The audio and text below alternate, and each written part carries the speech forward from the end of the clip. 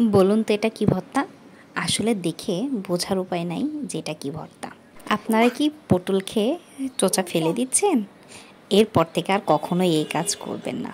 আজকে আপনাদের একটা সহজ ভর্তা রেসিপি দেখাবো। সেটা হচ্ছে পটলের খোসা ভর্তা। ভয়েসটা যে শুধু আমি একা দিচ্ছি তা কিন্তু নয়।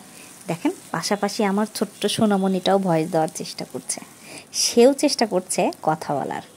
আচ্ছা যাই হোক, ফিরে যাই আমরা রান্নাতে। এখানে আমি পেঁয়াজ, রসুন, কাঁচামরিচ তেলে ভেজে নেব হালকা করে।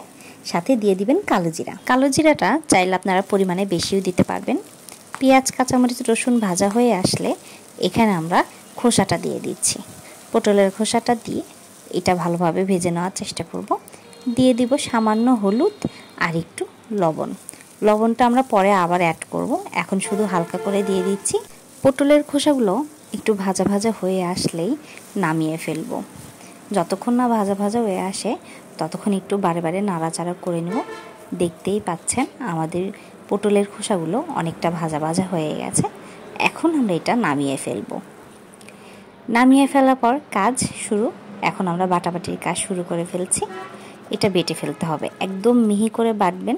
এটা মিহি করে বাটলে খেতে ভালো লাগবে।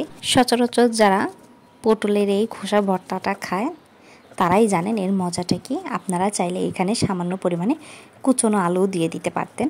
কুচনো আলু দিলেও এর টেস্টটা অনেক বেশি ভালো আসে। আপনাদের কাছে যেটা সহজ মনে হয় আপনারা সেভাবেই করবেন। অবশ্যই বাড়িতে গরম গরম ভাতের সাথে একদিন এই ভর্তাটা করে পরিবেশন করবেন। খেলেই বুঝতে পারবেন এর টেস্ট কত বেশি।